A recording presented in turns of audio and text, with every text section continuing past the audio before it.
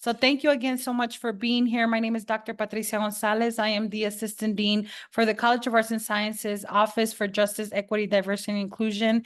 And I am in gratitude for Dr. Grice's willingness to have this conversation with us today.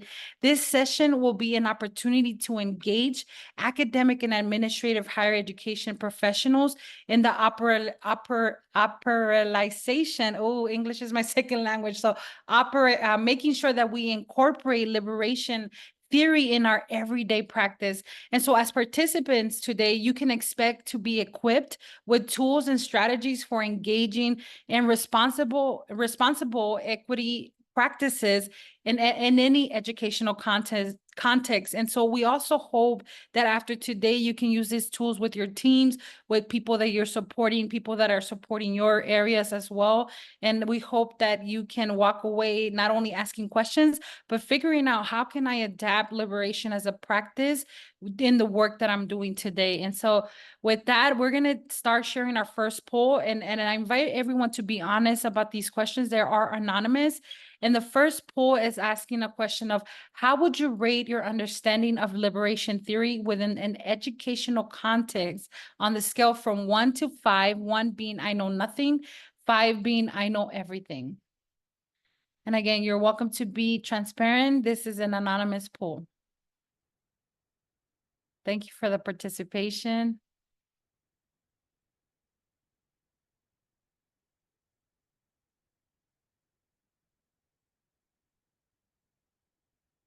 Thank you for your honesty.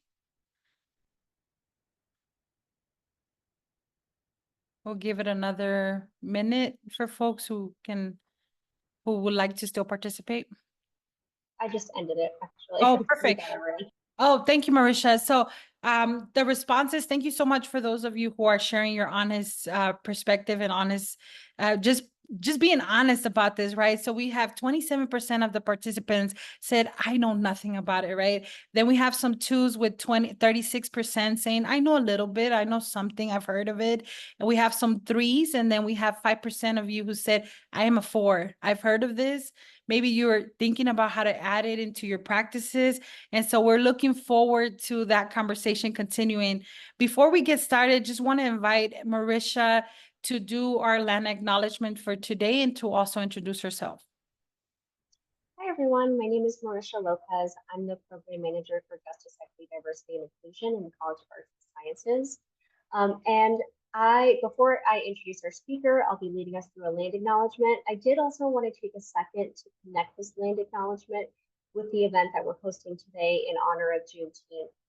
Land acknowledgements are meant to recognize the connection of Indigenous people to this land, as well as their displacement and their mistreatment. This history is not unlike the history of the enslavement of African Americans in this country, with Juneteenth commemorating the end of slavery in the United States. We incorporate this land acknowledgement to bring attention to the broader context of systemic injustices that have affected multiple marginalized groups. So now I will lead us through the land acknowledgement. We invite you to take a moment to reflect on your relationship to this land of Boulder and relationship to local Indigenous communities as we are guided by the university's land acknowledgement. The University of Colorado Boulder honors and recognizes the many contributions of Indigenous peoples in our state and in stewardship to land before the establishment of the state into this present moment. CU Boulder humbly acknowledges that it is located on the traditional and current homelands of the Cheyenne, Arapaho, Ute, and many other Native nations and communities. The violent forced removal of Native people from these territories have caused devastating and lasting impacts. These histories have brought us to the present moment wherein the University of Colorado Boulder is determined to commit to improving and enhancing relationships with Indigenous communities and issues locally and globally. We will do this by recognizing and amplifying the voices of Indigenous CU Boulder student, staff, and faculty, educating, conducting research, and supporting student success. And lastly, consulting, engaging, and working collaboratively with Native communities to enhance our ability to provide access and culturally sensitive support. So Patricia will put in the chat if you'd like to further your education on this. There are a few links that you can explore. And now I will introduce you all to our speaker today. Dr. Ashley Grice serves as a Senior Diversity, Equity, and Inclusion Consultant at the University of Colorado Boulder. She provides support, tools, and research best practices to administrative units and executive leaders in operationalizing a systemic approach to the implementation of university-wide diversity, equity, and inclusion goals and initiatives. She received her doctorate of education in social and comparative analysis in education from the University of Pittsburgh, centering her professional work around the interrogation of systems of oppression within and beyond educational contexts. Ashley is inspired by a Black feminist and intersectional praxis, pulling especially from her lived and professional experiences. Her ultimate goal in any endeavor is to inspire and achieve collective liberation. So I hope you will all join me in welcoming Dr. Ashley Grice. Thank you so much for that introduction. Great to see so many folks on the call, familiar faces. And so with that, let's get started. So I'm going to share my screen. Here we go. Can everyone see my screen? If anyone can't see my screen, please feel free to hop in the chat. I'm also going to pull up my chat screen so I can make sure I can see any comments or questions that come up as well. And so my hope for today is for those who had an opportunity to participate in the Juneteenth keynote session yesterday, my hope, and this is new, is that that conversation will be a continuation for today. But for me, the goal will be to provide not only tools, but strategies for action. So how do we really implement liberation into practice, as well as embedding some of the frameworks that we're using across campus, for example, shared equity leadership. Now, this isn't a shared equity leadership session. However, you will see it crop up at various points throughout the content that I provided for you all today. So thank you for being here. One of the things that I appreciate as a facilitator is that folks don't hesitate as you're experiencing the content, as questions arise. Please ask them right away. So please utilize the chat. I'm using multiple screens, so I'll be kind of all over the place in terms of my panning. But please know that I have the chat screen right in front of me as well, and I can see you all. So please feel free to engage in that way. Also, happy Juneteenth and happy Pride Month. This is a definite time of celebration. And so I appreciate folks willing to be critically engaged and involved in what this time of year signifies for a lot of communities here. So let me get some things off my screen. Great. So what I want to do today is introduce you all to liberatory design as a framework or process for enacting shared equity leadership. And so giving credit where credit is due, you'll see the contributors of this process content listed here. And so when you think of liberatory design or the word design, I want you all to think intentionally around focus your attention around structures, policies, processes, practices, right? So all of those things which ultimately shape organizational and institutional culture at varying degrees. And so if the goals and intentions that you all have as leaders across campus or whatever organization that you're a part of, if the intention is to shift culture, policies and practices, while centering equity, I think the liberatory design approach is one strategy and framing for how to move towards some of those goals. Before we get started, I want to offer up a mini lesson on shared equity leadership for those who may not have had the opportunity to engage critically or have heard rumblings of shared equity leadership, but haven't had an opportunity to actually understand what it is. And so I'll give a brief overview. Shared equity leadership is a leadership approach, right? That scales diversity, equity, and inclusion work, and it creates culture change by connecting individual and organizational transformation. And so individuals who are engaging in shared equity leadership engage in a personal journey towards critical consciousness. And so we'll hear a little bit of that come up throughout the liberatory design process. to become more equity-oriented leaders. And then those same folks also embody a set of values and enact practices. And so this image that you see on your screen, as you begin to dive deeper into shared equity leadership, you'll see this image crop up all over the place, but it really highlights kind of those three primary areas of what shared equity leadership is and what its intentions involve. You'll also see that it gives us an opportunity to center our students. And so how are we creating not only environments for professionals, faculty and staff, but also students, if you're thinking about a higher ed context, and where we should really be centering our energy for a lot of our equity practices and work to ultimately dismantle and disrupt current systems and structures that inhabit those outcomes.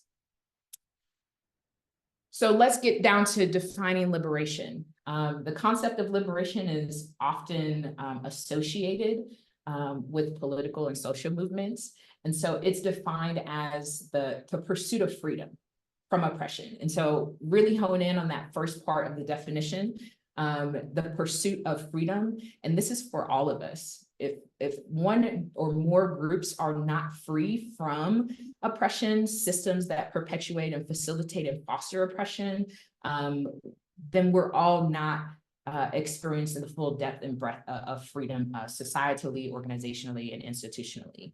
And so the definition here, the pursuit of freedom from oppression and systems of power that restrict both, I think, individual and collective communities from realizing their full potential and actualizing that. And so when it comes to the workplace, a liberation-focused approach means creating a work environment. Also for our students, again, I want to reiterate, we're also doing this for our students, but it's about creating a work environment that allows all employees, all students to thrive. And so taking into consideration those intersections of difference, so thinking about identity markers like race, gender, sexual orientation, we have to think about how we want to centralize our equity practice, and we can't do that without really understanding the ways in which different communities are experiencing systems that affect that ability to thrive, especially within a higher ed context.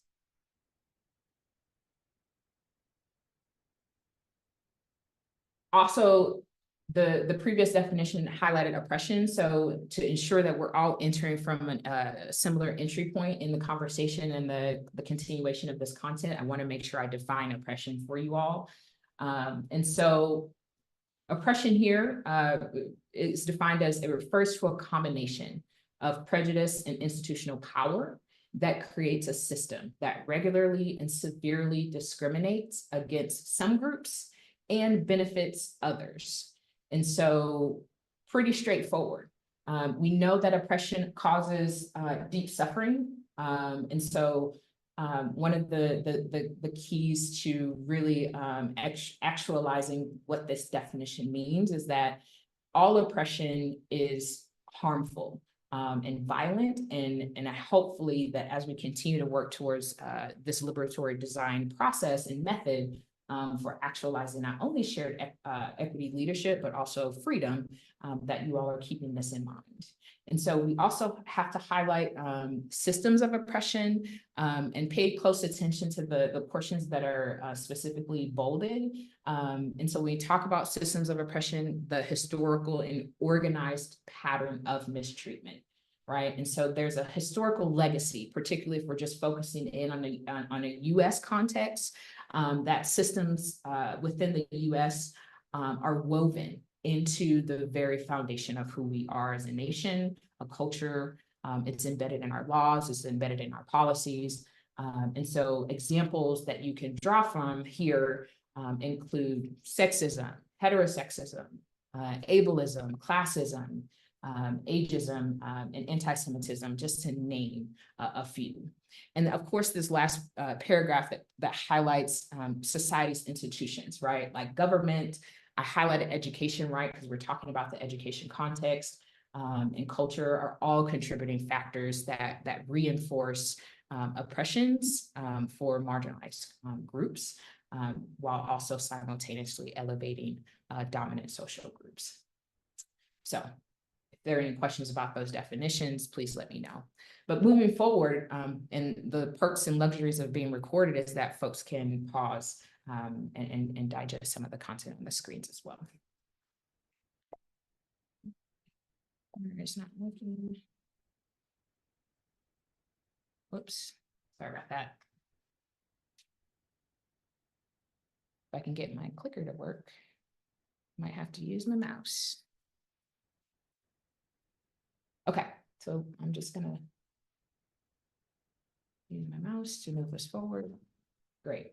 So manifestations of oppression. So we're not going to spend too much time here, but given our context of higher education, I wanted to be sure to highlight and reiterate why we have a responsibility to engage a little bit more critically and intentionally in practices that work to disrupt forms of oppression. And so prominently relevant to higher ed is when we expand a little bit further on institutionalized racism, we also have to think about the ways in which institutions like higher education discriminate and perpetuate oppression through standard operating procedures, institutional cultures. So like rules and habits and symbols that reinforce what that culture is and what the expectations are for folks who are engaged or opt into that culture.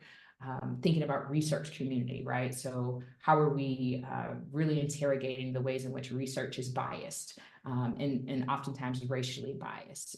What assumptions are we making and perpetuating within research communities? And institutional memberships are also important forms of ways in which the manifestation of institutionalized racism shows up.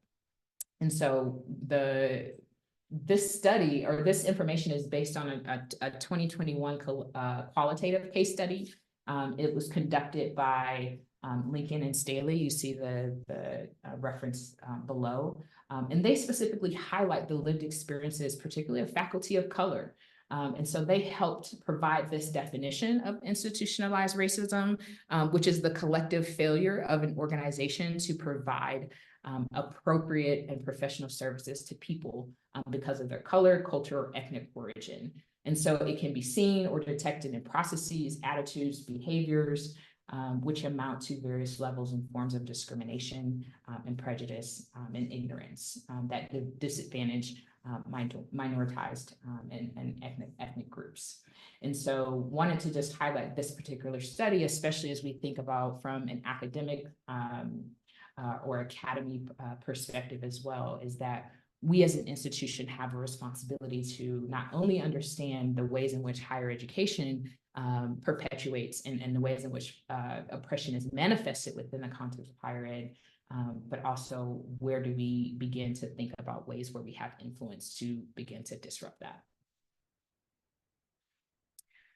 Now, I'd be remiss to not name that at the core of oppression is white supremacy. And so this image kind of highlights the primary forms of in which white supremacy shows up. We see it in an overt way, right? So what's socially unacceptable in terms of displays of racism.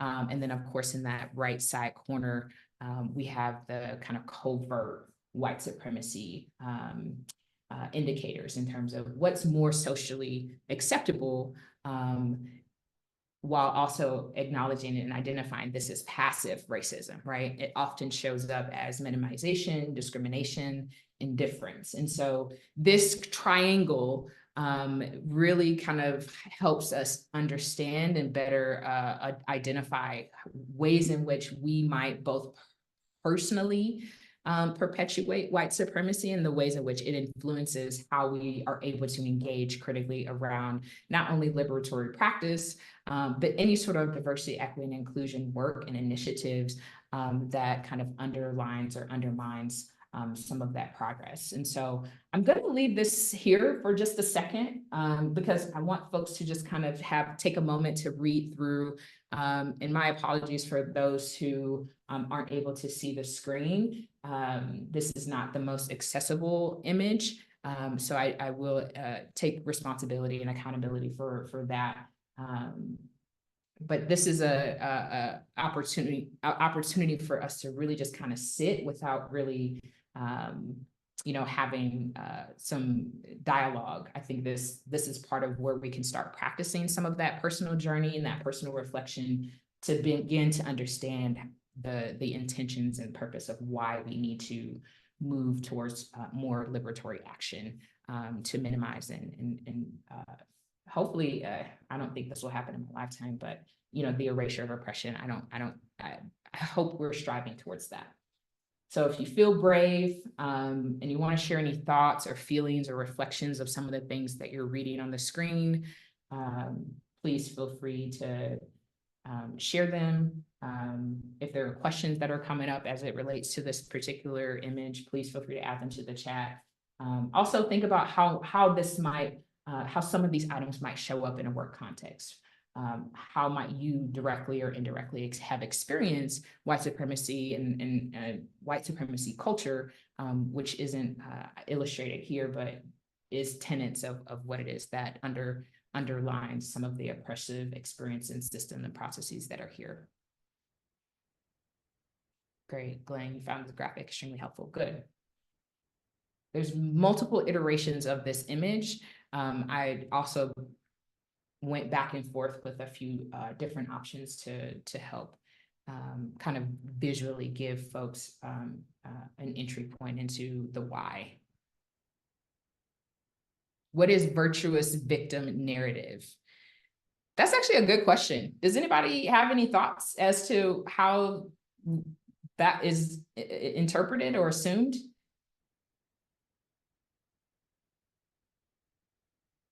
Feel free to unmute or feel free to add it in the chat if you have any contributions to that particular question. I feel like my interpretation of what that means is, and when I see victim narrative, I think like, well, I struggle too. I have struggles too as I think about white folks when they're trying to engage or understand other folks' lived experience with oppression, or quote unquote privilege, right? I think this for me is a direct draw to like white privilege in terms of virtuous victim narrative. Like I might be white, but I grew up low income. So I think that's where that might come from. Yep, great. I feel like it kind of relates to the I have struggles too. Yep, absolutely. So that's my assumption. I've never heard it framed as a virtuous victim narrative, but that is my assumption and my interpretation of what that means. So if other folks have other thoughts, please feel free to contribute to that in the chat. Okay, so let's move forward. So, oops, there we go. Okay, so what a liberatory design process invites us to do is make a shift in our own consciousness and learned behavior. So in the previous slide, we saw some covert and overt white supremacist thoughts, notions, beliefs, right? And so we know, or we can assume that some of those things are learned and taught to us. And so if it's a learned behavior, one of the cool things about expanding our consciousness is that we can unlearn some of that. And so that's what liberatory design invites us to do. And so Barbara J. Love developed a liberatory consciousness framework that addresses anti-racism and oppression.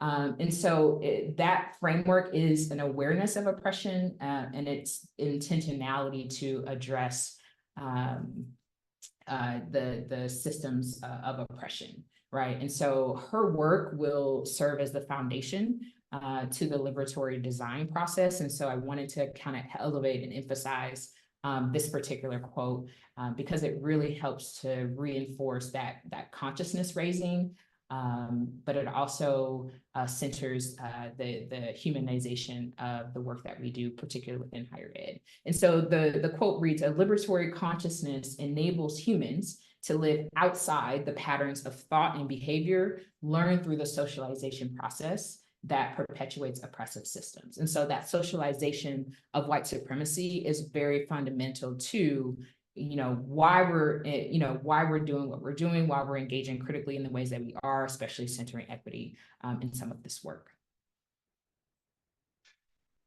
So let's get to characteristics of liberation. We won't, again, I won't spend a whole lot of time here, but I will read these out, and you'll notice vulnerability is bolded intentionally here because it mimics or is reflective also of shared equity leadership. We see appreciation as part of a liberation characteristic, honoring difference, realistic expectations, going slow in order to grow, acceptance and openness, collaboration, all of might not be explicitly shared equity leadership, but also are components of shared equity leadership. Moving over to the next column, we have quantity and quality, right? So we're doing both. And you'll see down below that both and thinking is something that I also practice in my own profession, in my interactions with folks, because I think it's very critical to understand and acknowledge the importance of both and. Also embracing plurality, I could say that word, plurality, welcoming discomfort, transparency, again, so two more shared equity leadership values that you see here. So transparency and trust, inherent worthiness as people, again, that both and thinking, power sharing, and inviting courage. So again, sit with this list. I think think and reflect on the ways in which you already embody some of these in your workspace, in your work environments, because I think it'll be really critical to better and maybe further conceptualize the liberatory design process as we move forward. So again, here's a direct correlation to the shared equity leadership model, and particularly highlighting the values here. So you can see some of the overlap. I highlighted the values over to your left of the screen. So love and care, comfort with being uncomfortable, transparency, creativity and innovation, courage, self-accountability, humility and vulnerability, all tenets and intersects with the liberation theories and liberatory frameworks, and of course the liberatory design process that we'll begin to walk through here in our next slide.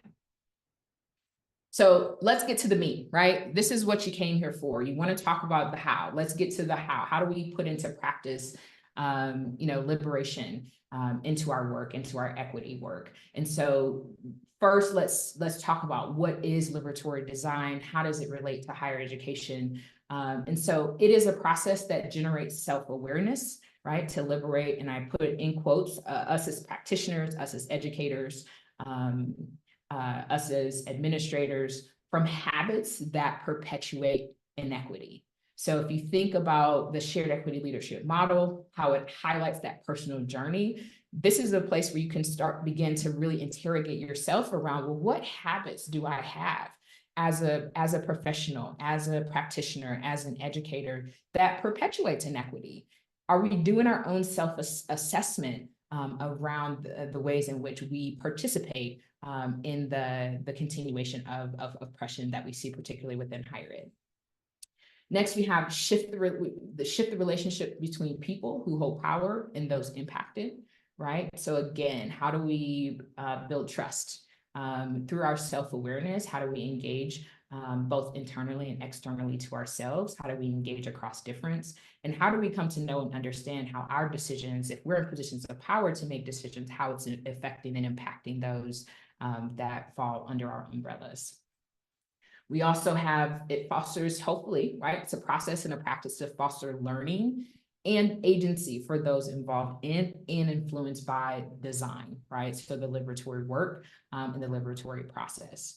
And then lastly, we have my clicker would work, it creates conditions for collective liberation, right? So when we're centering those who are the most impacted or the most oppressed within systems that we oversee and that we operate within and around, when we are working to create spaces of freedom for those folks, we're also creating that space for ourselves as well, especially those of us who are in, who hold lots of spaces of privilege or dominant identities, who we know the systems are typically, well, maybe you don't know, but we know that the world is set up socially, politically, to benefit those with the most privilege who are part of the dominant identities and spaces here within a US context. And so there are two primary tenets of liberatory design. The first one here we see is mindsets. And so this is kind of giving us the spirit of the process. We won't spend a whole lot of time going through each one, but I do want to highlight them because they're really important. And it's to help you also understand the depth and breadth of what liberatory designing is and what it means from start to finish. And so here you see, again, a few areas are highlighted. So build relational trust is highlighted here because it's going to be one of the areas that we dive a little bit deeper into. Practicing self-awareness, we saw that earlier in a previous slide. Recognizing oppression, embracing complexity, focusing on human values, seeking liberatory collaboration. Again, more tenets of shared equity leadership as a framework and a model being implemented here on campus. Working with fear and discomfort, attend to healing, which is also a really critical one. And I went back and forth, which how to choose what made the most sense for our time today, knowing that we have limited time. Working to transform power, exercising creative courage, taking action to learn and share and don't sell. And so the things that you see bolded are the build relational trust, recognizing oppression, work to transform power, and take action to learn. And so these are the four areas that we're going to dive a little bit deeper into. We're going to talk about the why and the hows of implementation as components of the liberatory design process. The second tenet, again, is the modes. And so when you see this, these are kind of the guidance spaces of how to enact the liberatory design process. And so you're going to notice, you're going to reflect, you're going to see the system, you're going to empathize, you're going to define, you're going to inquire and imagine. So I really appreciate from the session yesterday that this was a very prominent tenet of that conversation and that experience from yesterday. So how are we imagining liberation, particularly within our workspaces? And so I thought that was really a great transition to our conversation today. And then, of course, prototype and try. And so we don't have time, again, to go through each mode. And so I hopefully I chose the right areas to really dive into for the purpose of our conversations today, to really give folks a toolkit or a kind of a pathway of how do we go about enacting some of these practices. And so let's start with building relational trust. I'm sorry, I went too fast. Building relational trust, it's pretty self-explanatory. Actually, I really like the image too. I thought that was kind of cute to see how like all the hearts were connected. And so I wanted y'all to also share my appreciation for that image. So if we're courageous in identifying and processing our emotions with our teams, I think we can create opportunities for not only healing, but more clarity and less distortion around our work. And so why? Why do we build relational trust? Because relational trust is the glue to liberatory design. So when working across difference, when working through difficult challenges, we as teams and as leaders of teams, we have to invest in each other. We have to develop and trust and share openly, which also creates pathways for collaboration. And so even though this says this is the glue, I felt like this was more appropriate to say this is the super glue of the liberatory design process. because those relationships are super important. And if we don't have trust within our own organizations, within our folks that we're interacting with our folks that we're making decisions with and for, we're not going to be productive in creating and really addressing some of those oppressive systems and cultures that exist. And so how do we do this, right? Here's your pathway for the how. Facilitating personal connections. That includes inviting people to share what matters to them. Are you doing this as a manager? If you supervise folks, how are you really engaging with folks beyond what they've opted into under a job description? Is there opportunity for folks to intersect some of their own personal passions with some of the work that they're doing functionally? How are you engaging and understanding what that means to folks on an individual level? This is also true for how are you understanding student experiences? Are you really truly trying to understand the breadth of who students are? Or are you just here expecting students to basically go through from point A to point B and reach graduation without really understanding what matters to them in addition to their academics? Dedicate time and space for people to bring forward their full selves and identities. This is asterisk for a couple different reasons, right? So not everybody wants to bring their full selves to work, and that's okay. However, some folks don't have any choice but to bring certain identities to work. And so how do we create space? How do we create signaling for folks to exist in who they are? You know, I think about myself as I'm Black first, as a Black individual. I am constantly panning for signals and cues that it is, I don't want to use the word safe, but I'm going to use the word safe here in this context. It's safe for me to exist as a Black person in certain spaces. And when it's not, that's where we need to gain clarity and gain understanding of, well, this is my lived experience and this is why I don't feel safe bringing myself to work, and how do we work to mitigate that collectively together? Demonstrate the importance of non-judgmental listening is pretty straightforward.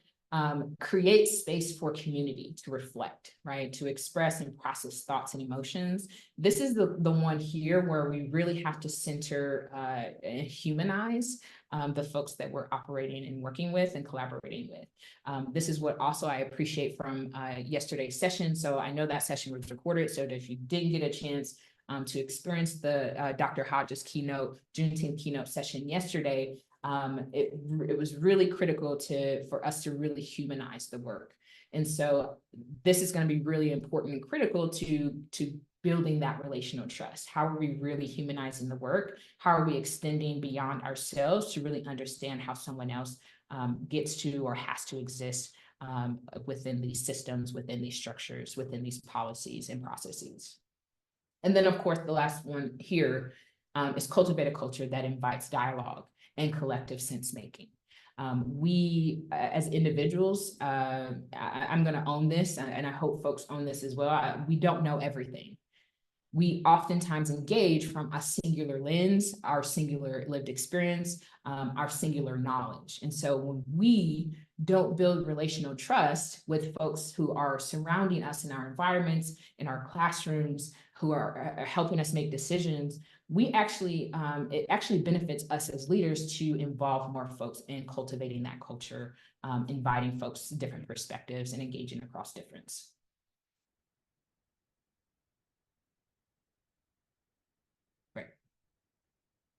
Next, we have recognize oppression. So this image identifies or iterates the various levels of oppression in which we experience, particularly within a higher ed context. So we know there's structural oppression, we know there's internalized oppression, we know there's interpersonal oppression, and as well as institutional oppression.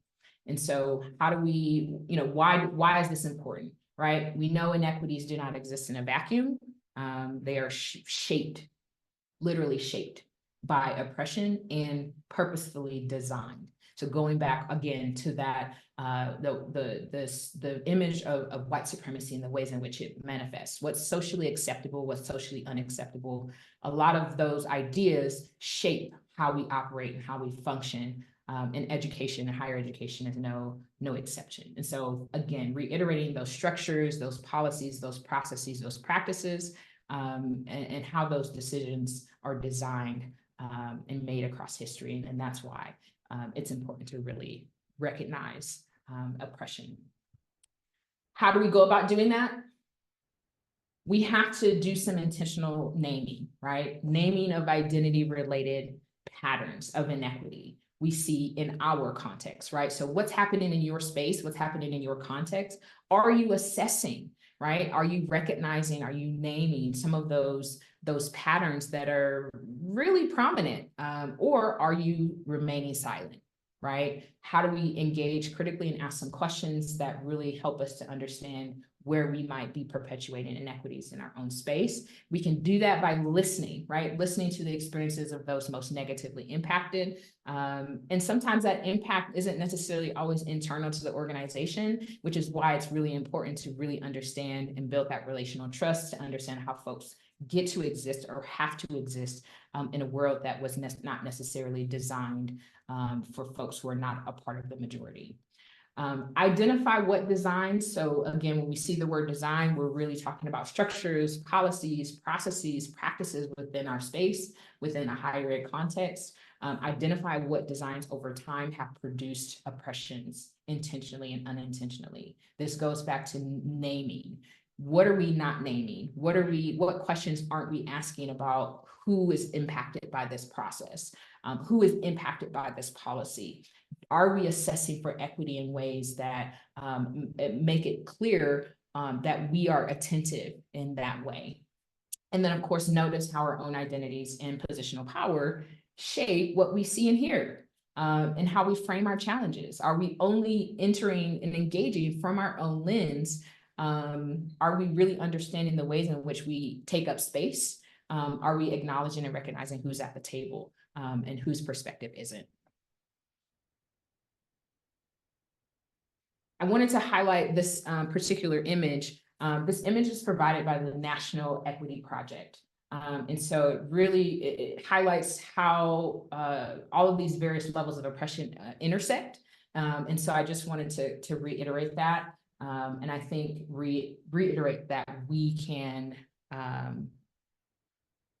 oh, good, great. Reiterate how we can think about the ways in which oppression shows up and manifests, and how we can then begin to think how to address it through this process. Couple more, because I want to make sure we have time for questions. So working to transform power. So just like in shared equity leadership, where the idea is to broadly distribute responsibilities and accountability for equity work, the liberatory design process especially emphasizes the importance of power sharing. And so why do we do this? Because transforming power structures within a team or an organization catalyzes a sense of shared purpose, greater self-direction, and a general commitment to better quality of work. And so when people share power, instead of having it wielded over them or against them, right, they can be more human and authentic in the work that they're doing in collaboration with you all as leaders. How do we do this? Again, a lot of pausing, a lot of reflecting, but also a lot of asking good critical questions. How are you working together as a team? How are you working with those most impacted, right? Are you building a strategy to transform power in your conversations, in your meetings, in your decision-making processes? If so, how are you doing that? And if not, why not? Asking yourselves and doing that critical self-reflection, that self-accountability work, that's really important to shifting and transitioning some of that power, but also power sharing. Co-create protocols that name and shift power imbalances in action as they manifest, right? And then, of course, ask, to what extent do our design solutions, so when we think about design again, to what extent are our policies or our processes or our structures solutions to transform power, and how do we know? Are you assessing? Again, what critical questions are you asking yourself? And then last one, take action to learn. So I knew time was going to be of the essence, so I'm glad I kept it at 4 processes to highlight in our session today. So action. Oppression thrives in risk-averse behavior. And so we don't necessarily always know the answers to eradicating inequities across all of the various structures and policies and processes. But we won't necessarily know until we try, right? And so trying small, low-risk actions that enable us to learn without placing the physical or emotional well-being of a person or community at risk.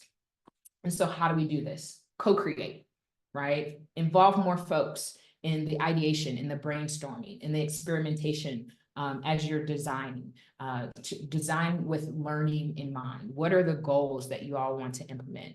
Build trust, right? Using safe to fail experimentation processes and scale risk over time. So we won't fix oppression overnight, but it is a process and we have to engage critically. We have to try things in order to understand what works, what doesn't, that is in alignment with the goals we're trying to accomplish. Again, balance quick action with thoughtful reflection, develop a direction, an approach rather than deciding right away on what the solution is, because we don't know if it's a solution until we try, until we test it out. And so I wanted to offer that. And so the last couple slides are just intentional questions that are also critical to the continuation of learning and engagement with the design, the liberatory design process. And so thinking about how are you really asking yourself some of these questions? I think as we continue to send a follow-up with once the session ends and the session is shared out more broadly, you can list these questions out, ask yourself these questions as a team. I think they're really critical in terms of, thinking about, are your processes or do they feel liberatory? If not, why? What and how should we adjust, right? Who are you doing this with? Are you involving more folks? Are you power sharing some of the strategy and imagining of what liberation could look like in your process? How might cultural norms be triggering unconscious bias that impede relationships, particularly as you think about work and productivity? How are your emotional states affecting how you show up with your team, right, in the work? Are you holding and harboring animosity because you don't feel like you personally believe in what we're trying to accomplish? Talk about that, reflect on that. And really kind of be self-accountable to the ways in which you're perpetuating possible systems of oppression in that consciousness, in that thinking process. Some other questions include, how can we share or release distressful emotions that can move through the liberatory design process when we think about health and care for each other? So thinking back to those values, what inequitable patterns of experience and outcomes are playing out in our system? How do we know? How are we assessing critically some of the ways in which we hope to shift culture? What do we know is working? What do we know isn't working? What structures and systems and what structures and system dynamics are contributing to these inequitable outcomes and patterns? What has been emerging in our system relative to these patterns? So some critical questions. More questions to also consider. How do people in the community identify what their needs are that are core to equity challenges? So are you engaged externally more thoughtfully and critically, or are you just purely engaging more internally to your office or to your organization? Can you do both? Should you do both? Are also other critical questions. How and by whom has a problem been defined in the past? Is it reflective of the communities that are, impacted by decisions being made? Are we considering the local and historical context? So what personal journey and learning do you have to continue to engage in to really understand those historical and local contexts? Again, I'll read the rest of them just for the sake of having them verbalized. But these are really all critical questions, and there's even more questions attached to this liberatory design process that is going to be really important to moving some of this work forward. So is this a challenge we understand well enough to start designing for? Is it more complex that we need to inquire further? To what extent is this challenge within our sphere of influence? And how might we bring different perspectives together in terms of collaborative sense making? And so with that, you know, that's the start. That's the start of the process. For folks who are either external to CU or want to work with me beyond my role at CU Boulder, this is just my contact information.